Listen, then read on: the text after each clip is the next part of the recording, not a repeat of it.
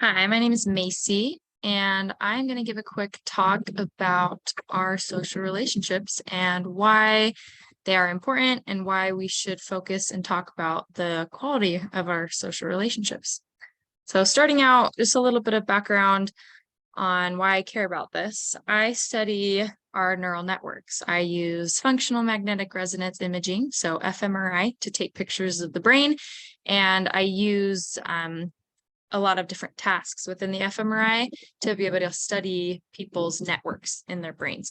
And I study a lot of different networks. One of them is our cognitive control network, which is responsible for executive functioning. So think self-control, inhibitory control, things like that. Another network I study is the reward network and motivation network. So why people say with alcohol use disorder have an altered reward response to a game that they might play in the fMRI machine to say someone who has no substance use disorder, things like that. And one aspect of my research that I'm going to just give a quick blurb about today is social relationships. So I study, one project I'm doing right now is looking at how the quality of someone's social relationships affects their brain and affects the networks in their brain.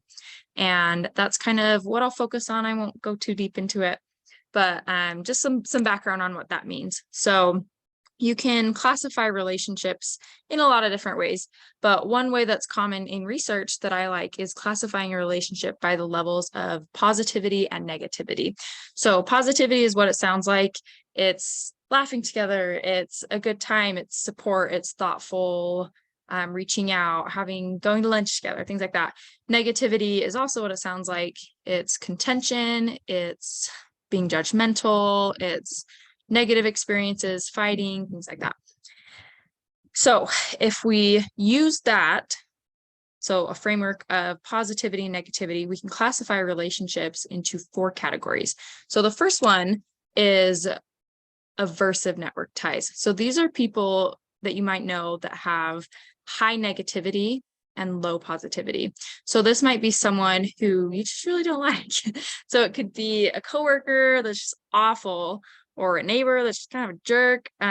Just not much positivity within your relationship. It's pretty much all contentious, all negativity.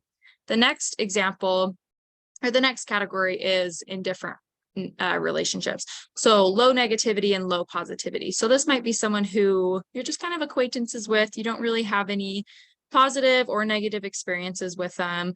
We don't typically think of our indifferent ties when we're thinking about our social network. Third one is a supportive relationship tie. So this is someone with high positivity and low negativity. For me, this is my best friend. We don't ever really fight. There's never really in contention or anything like that. It's just support. It's just fun. Same with like my mom. It's just like a good relationship. So the last category is the one that is most interesting to me, and I think is really important to understand for personal and societal reasons. And that last category is ambivalent relationships. And ambivalent relationships are categorized by high negativity and high positivity. So think an overbearing parent, or a volatile romance, or an out of touch friend, someone who you love them, but they drive you nuts, or they are, you keep them in your life because they are fun. They're, you love them, but they do cause negativity or stress or issues, things like that. And ambivalent relationships are actually associated with the worst health outcomes. So it's not aversive relationships, those really negative relationships, it's ambivalent relationships.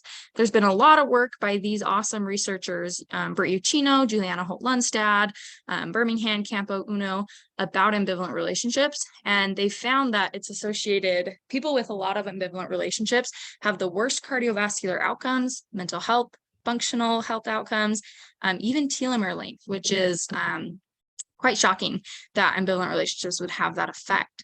And so I want you to think for a second, why should we care? So why does it matter? Excuse me. So first let's think about personal reasons why this might matter.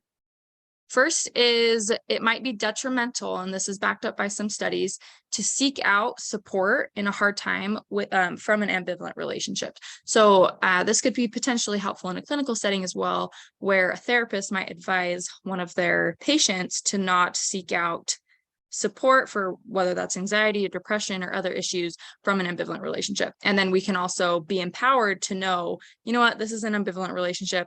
I'm not going to go to him, right? You don't want to go to your gossip friend about your problems. It seems self-explanatory, but it's nice to have it be backed up by research.